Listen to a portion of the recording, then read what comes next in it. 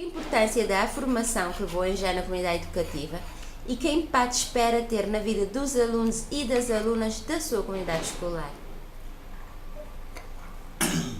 Importância sempre tem, na medida em que a sociedade cabo-verdiana é uma sociedade machista, ainda nós temos a tendência sempre em elevar ou valorizar mais as ações masculinas. Então esta formação acaba por vir de encontro às expectativas do Ministério da Educação no sentido de resolver não diria, mas sim minimizar estas questões.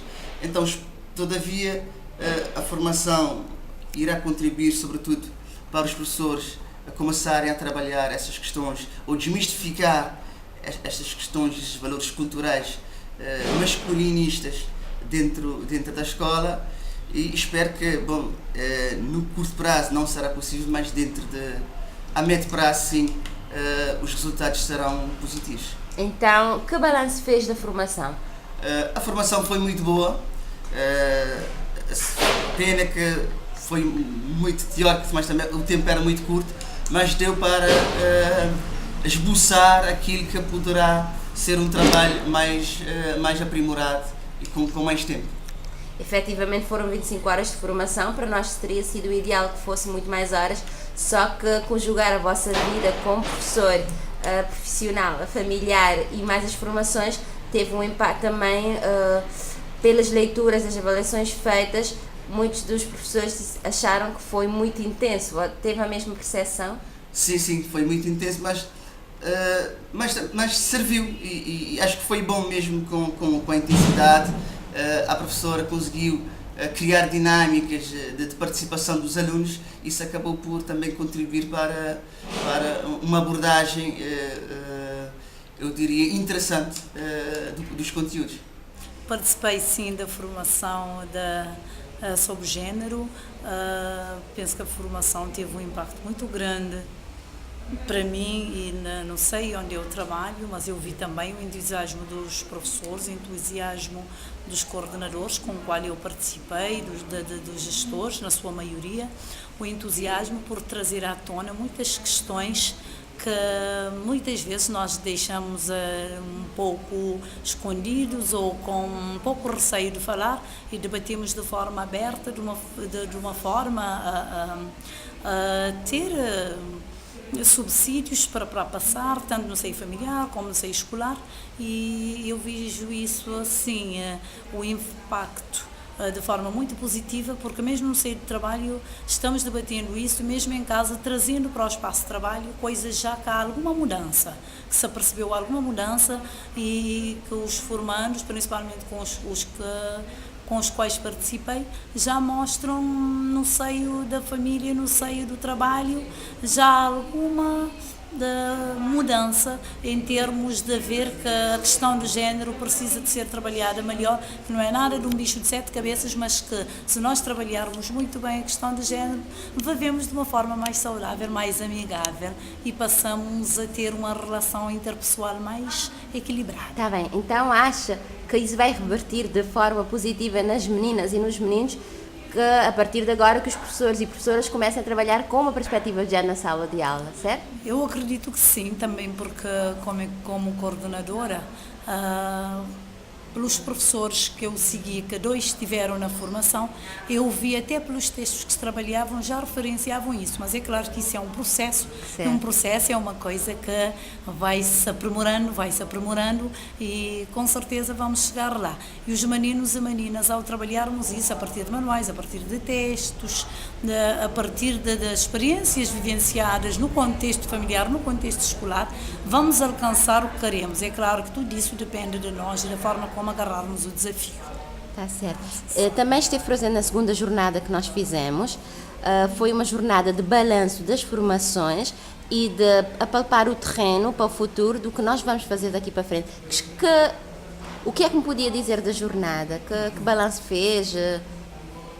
Em relação à jornada que eu participei, eu acho que foi uma experiência boa, tendo também lá não só a realidade nossa, mas a realidade de 2 outros concelhos, o que permitiu também eu ver o grau de interesse da participação e como é que as coisas estão decorrendo do outro lado, e eu achei interessante porque nos planos ou assim ainda o que nós podíamos chamar o draft do primeiro do que vai ser o plano, deu-nos qualquer coisa de uma picada de ir para o terreno executar isso, fazer isso e sentir que realmente isso é execuível e com certeza dos pequenos grãozinhos vamos enchendo o papo, que é o que queremos. As coisas vão começando de início com algum grau de dificuldade, mas já no nosso espírito eu percebi que na concepção já do draft já as pessoas já estavam com aquele brilho de ir para o terreno e fazer. Eu posso dizer que chegou em boa hora, visto que havia alguns pedidos que foram discutidos durante a formação e também algumas coisas novas que acabei por absorver e aprender durante a formação. Sendo assim, a formação, posso dizer que foi excelente e ajudou-me bastante na questão do género, sobretudo na questão da violência baseada no género, visto que trabalho com pessoas, com crianças, com pais, encarregados de educação, e certamente isso irá ajudar-me a desempenhar melhor as minhas funções e ajudar também a comunidade educativa onde estou a trabalhar. Qual é o balanço desta formação? Certamente diria que o balanço é muito positivo, superou a minha expectativa. No início até não queria muito, mas sendo uma formação baseada na violência baseada no género, né? Então acabei por também, assim como meus colegas, por adquirir a formação e certamente aqui fiquei muito satisfeito com a formação, a forma dinâmica como foram trabalhados os temas e muito aberto, muita construção e sobretudo para nos ajudar como coordenador a ver também que há questões que achávamos que estavam relacionadas com o sexo e acabamos por ver que é uma questão tendencialmente do género, e isso nos ajudou a construir novos conceitos, novos paradigmas que irão nos ajudar no dia a dia como professores, como coordenadores e também como pais encarregados de educação. Muito bom dia. Então, eu vou abordar 2 pontos que me parecem fundamentais, portanto, neste processo de formação. Um que diz respeito exatamente ao processo de formação que foi conduzido em setembro com os professores e professoras na Ilha do Sal, onde eu fui formadora, e no que toca portanto, à participação das pessoas, ao engajamento, ao investimento, eu fiquei bastante agradada, com 2 aspectos principalmente. Por um lado, por perceber que os professores e as professoras tinham já, portanto, à partida antes da formação, eu julgo um bom domínio, portanto, das desigualdades de género, o que significa que já tinham pensado sobre elas, que já passaram por elas e refletiram, e tinham já refletido antes da formação. Ao longo da capacitação, notei também sempre um entusiasmo muito presente da parte dos professores e no final pareceram-me bastante engajados, portanto, para levar adiante planos de ação neste domínio, portanto, ou nas suas escolas ou numa combinação escola-comunidade. Portanto, deste ponto de vista do processo de formação, parece-me que ele foi bem conduzido e teve resultados positivos. Tenho algum receio que o facto do projeto ter sido conduzido somente nas 3 ilhas que apresentavam, portanto, índices de VBG, portanto, mais elevados, não faça, eu não quero dizer, não faça perigar o projeto, não se trata de um perigo, digamos assim, mas eu vejo mais valias se este processo fosse conduzido também a outras ilhas. Isto porque, quer nós queremos, quer não, o facto de sermos um arquipélago impossibilita imenso, por vezes, a disseminação de projetos e de intenções políticas, estratégicas, etc. Depois, do ponto de vista dos benefícios, portanto, deste processo, eu vejo como a forma mais, eu não quero dizer inteligente, mas é a palavra que me ocorre agora, eu vejo como a forma mais inteligente de trabalhar as questões da VBG. Se nós não começarmos a trabalhar pela base, portanto, pela formação das nossas crianças, dificilmente nós conseguiremos a montante ter resultados positivos nesta matéria. É assim, também participou da formação da jornada que nós tivemos a posteriori com os dirigentes, coordenadores, gestores de educação. Depois da ronda de formações, como é que viu o engajamento deles, como é que viu que realmente acha que vai fluir, que o projeto está fluindo, que a implementação da lei através do Ministério da Educação como parceira, sei que acaba de dizer que é um benefício, mas viu que realmente há mudanças de comportamentos com relação àqueles professores que já tiveram formação?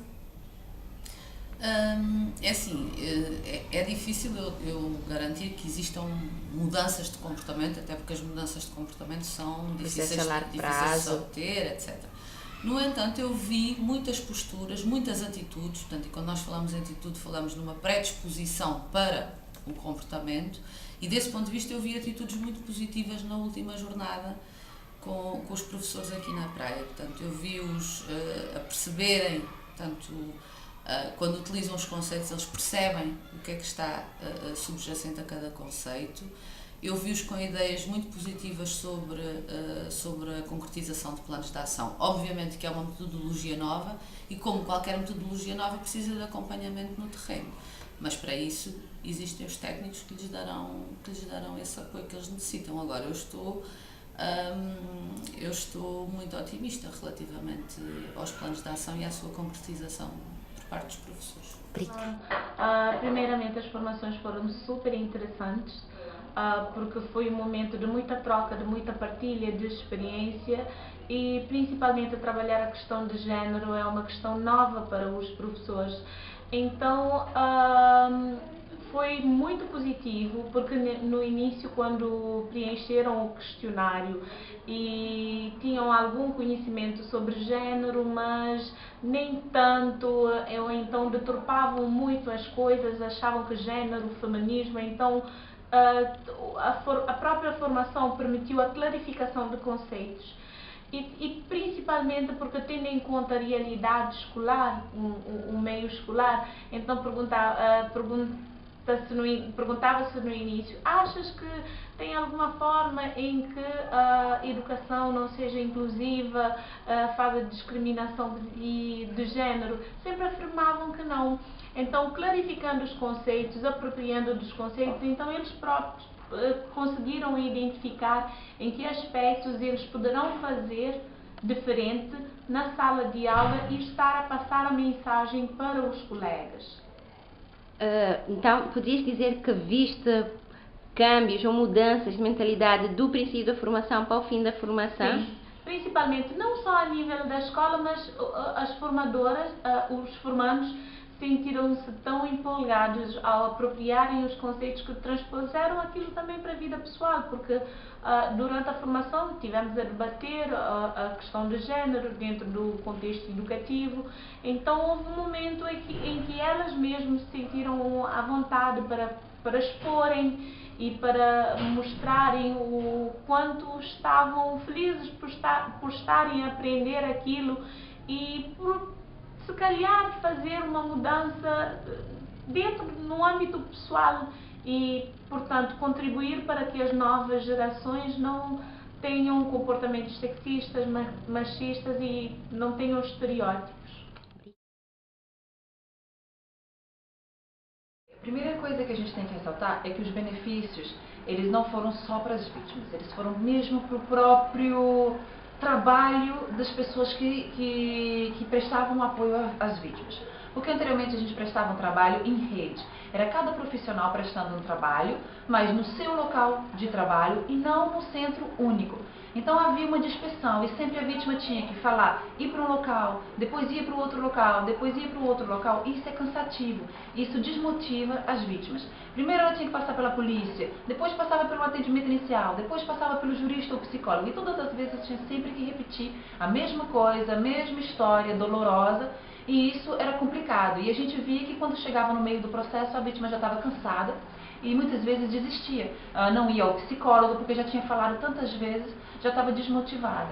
E nesses últimos 6 meses, a gente pôde concentrar todos os serviços num único local. Então a gente tem o atendimento da vítima, depois a gente tem o atendimento jurídico no mesmo local, e a gente tem o atendimento psicológico no mesmo local. Isso facilita muito para as vítimas, isso cria uma confiança das vítimas à rede, ao local onde estão sendo atendidas, aos profissionais.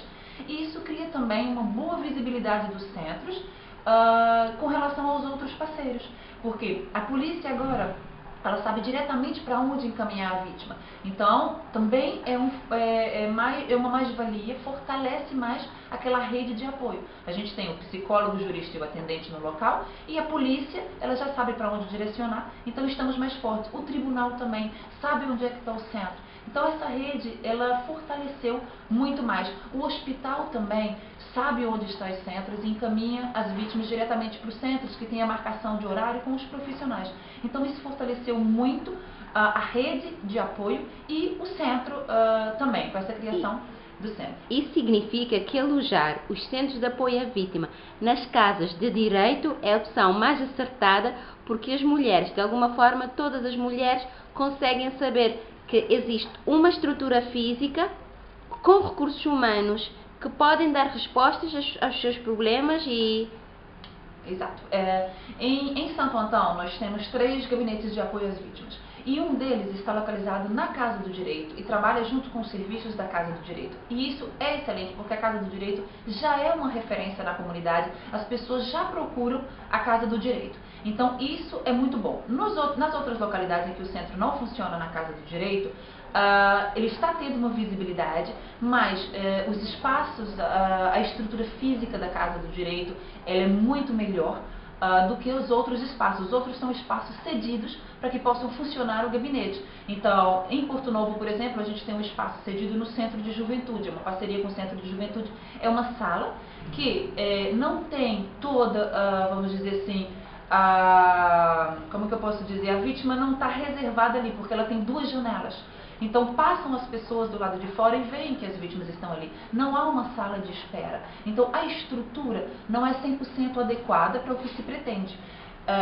Agora, já nas casas do direito em Ribeira Grande, a estrutura é excelente. Você tem uma sala de espera, você tem uma sala da atendente e você tem a sala das profissionais. Então isso também é um conforto e é uma segurança que a vítima tem. Porque ela sabe mesmo que é sigiloso. Porque quando ela vai no Centro de Juventude, em Porto Novo, no gabinete de atendimento, às vezes ela fala baixinho, com medo de quem está passando escutar. Então é um constrangimento. Então, estando junto com a Casa do Direito, aproveitando das estruturas da Casa do Direito, é uma grande valia. E mesmo porque as Casas do Direito já estão bem visíveis na comunidade, as pessoas já conhecem as Casas do Direito. Então já procuram lá um jurista e um apoio, estando os profissionais junto com a Casa do Direito, vamos dizer assim, é melhor, mais confortável e é mais forte para a rede. Então poderia-se considerar que esta visibilidade faz com que as mulheres acedam mais ao serviço, certo? Exatamente, tenham mais confiança naquele serviço. E como profissional da Casa de Direito, como profissional, como militante de género, realmente acha que é um bom trabalho, está-se a fazer, o que é que é necessário fazer para divulgar, para implementar melhor a lei?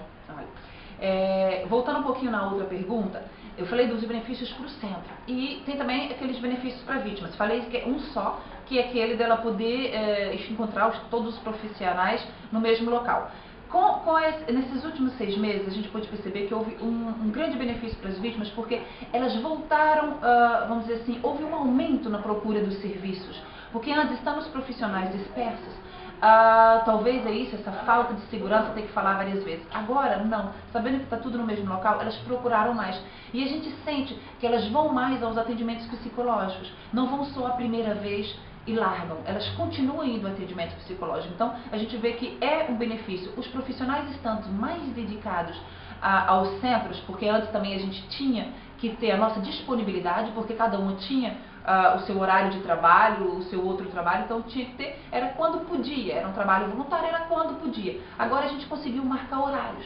E com a marcação de horários, há realmente um benefício para a vítima. E ela sabe, a gente tenta marcar um horário também fora do horário de expediente, que facilita também a vida da vítima, porque se ela trabalha até tem um intervalo de meio-dia, a gente utiliza aquele intervalo de meio-dia. Então agora está tudo mais organizado. Então é um benefício para o centro em si e é um benefício para a vítima. Agora, com relação à segunda pergunta, que aspectos há a melhorar? Nós temos alguns aspectos que são importantes. Por exemplo, a questão de tentar enquadrar o centro junto à Casa do Direito, porque as estruturas são melhores. Como eu disse, um dos problemas é a estrutura que a gente não tem no Porto Novo, no Conselho do Porto Novo, que não há um sigilo, a sala não é bem adequada ao atendimento. Mas é o que se tem, é o que se está trabalhando e a gente consegue alguns benefícios com isso. Então, uma das melhorias que eu acho que seria importante seria acoplar os serviços. Em Porto Novo não há a Casa do Direito ainda, mas há uma previsão de ser criada, seria acoplar a Casa do Direito. Também há uma previsão de ser criada junto ao PAUL e no Conselho do PAUL, e isso seria bom também, porque aí teríamos estruturas realmente adequadas. Um outro aspecto que acho que deve ser melhorado, que a gente vê como um entrave, que deveria pensar alternativas, é porque nesses 3 conselhos há localidades muito afastadas de onde estão os centros ou a Casa do Direito. E as vítimas não possuem condição econômica de continuar com atendimento psicológico ou mesmo ir 1 ou 2 vezes ao jurista para que a gente possa tentar resolver a questão dos filhos, a questão da casa de morada de família. Então isso é um empecilho, porque às vezes a vítima quer continuar o atendimento psicológico, mas não consegue, não tem condições como pagar 200 ou 300 escudos de carro para ir ao serviço. Ela não tem nem o que comer, quanto mais o transporte para ir ao atendimento da vítima. Esse é um entrave. Também um outro entrave é a falta de assistente social. Porque é necessário a gente saber qual que é a situação da vítima, mesmo para ajudá-la a seguir um caminho, mesmo para ajudá-la a encaminhar para outros serviços da rede que poderiam estar ajudando a ela na questão profissional, no seu empoderamento. Por exemplo, a gente tem a Morab, que nos ajuda, que tem financiamentos, que tem apoio para as mulheres que querem entrar no mercado de trabalho. Mas se a gente não tem um assistente social que pode conhecer essa situação, analisar e tentar fazer esses contatos com as outras instituições, isso também é uma deficiência. E o assistente social também ajudaria até com relação ao tribunal, porque a gente tenta mandar um relatório para o tribunal. Então a gente precisaria do assistente também para mostrar ao tribunal qual a situação da vítima, mesmo para uma futura ação de alimentos. Então esse também é um dos entraves.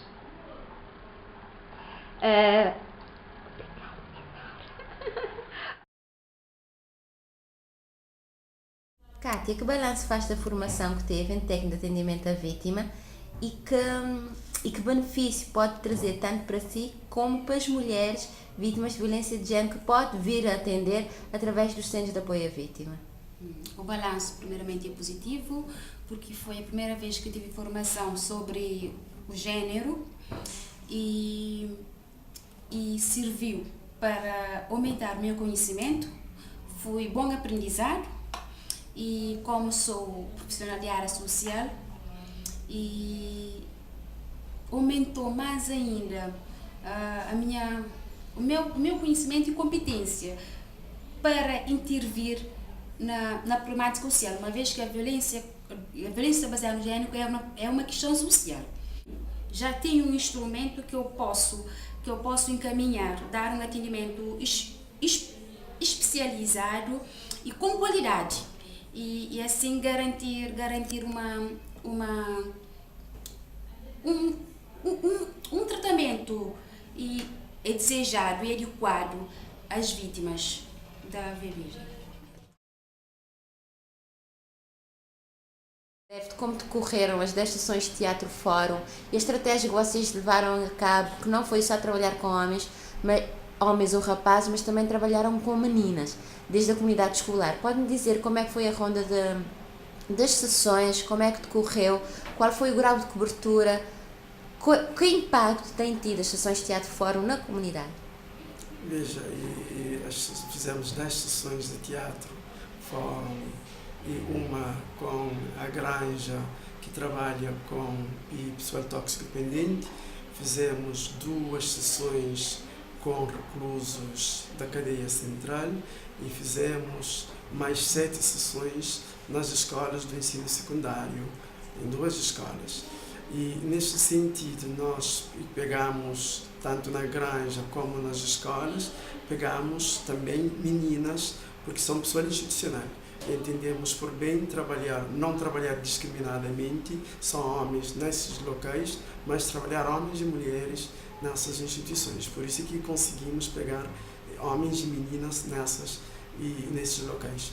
Agora, em relação ao impacto que nós tivemos, foi muito interessante, porque pela forma como nós levamos a peça e o peso da opressão, que é o título do teatro em si, tenta mostrar até que ponto nós, enquanto homens, somos pressionados pela sociedade para afirmar a nossa masculinidade hegemônica. Ou seja, temos que estar dentro do modelo. E até que ponto procurar estar dentro do modelo de homem traz sofrimento para esse homem, traz sofrimento para a mulher e muitas vezes para a sociedade. Então, a partir da peça, as pessoas perceberam isso, porque muitas vezes e entenderam que muitas vezes como homem fazemos coisas não porque queremos, mas sim porque a sociedade nos impinge a isso. Então, e a nossa peça, essas 10 apresentações foram muito importantes porque permitiram aos presentes entenderem a sua vida, questionarem as suas vidas, para poderem ver até que ponto podemos mudar a coisa enquanto homem. Tá certo. Pauline, entretanto, sabe que o projeto prevê que sejam formados homens, que as sessões de teatro fórum sejam para homens. Se bem já nós vimos a pertinência e a importância que também estejam meninas e mulheres, mas conseguir trabalhar só com homens, que desafios tem para que consiga reunir só homens, ou que novas formas de fazer para ver de que forma trabalhar só com homens na comunidade, porque já sabemos, nós sentimos, vocês já nos mostraram que ir a uma comunidade e trabalhar só com homens é um pouco complicado, certo? Então sempre aquela vertente de trabalhar as 2 linhas, mulher e homem ao mesmo tempo. Mas existe alguma alternativa? Vocês possam trabalhar só homens? Sim, geralmente é pegar homens institucionalizados, ou seja, como se viu na cadeia central, só trabalhamos com homens, porque são homens institucionalizados, e com certeza com os soldados vamos trabalhar só com homens, e também estamos a traçar como estratégia pegar homens a partir de equipas desportivas. E então ali provavelmente podíamos ter só homens. Mas foi importante também trabalhar homens e mulheres nos locais institucionais em que fomos. Por quê? Porque ali foi, como eu posso dizer, tivemos os 2 lados de opinião. Muitas vezes as meninas também traziam a sua forma de ver e entender o mundo, e com o questionamento da parte dos rapazes para construirmos um consenso. E ambos desde uma perspectiva estereotipada, certo? Sim. Muitas vezes os rapazes trazem os seus estereótipos, as meninas trazem, para questionarmos até que ponto podíamos mudar a coisa. E geralmente, pegando em si na comunidade, nós tentamos ir à comunidade em si, mas o homem cabo-verdiano tem uma menor participação nas atividades comunitárias e participam mais em outras formas de atividades, mas geralmente temos tido nas comunidades, mesmo nas ações do Laço Branco e outras ações não com o GTO, temos tido mais presença de mulheres do que de homens. Então, por isso, preferimos trabalhar com homens, que são homens da comunidade, mas a partir das instituições onde estão inseridos. Obrigada, Pauline.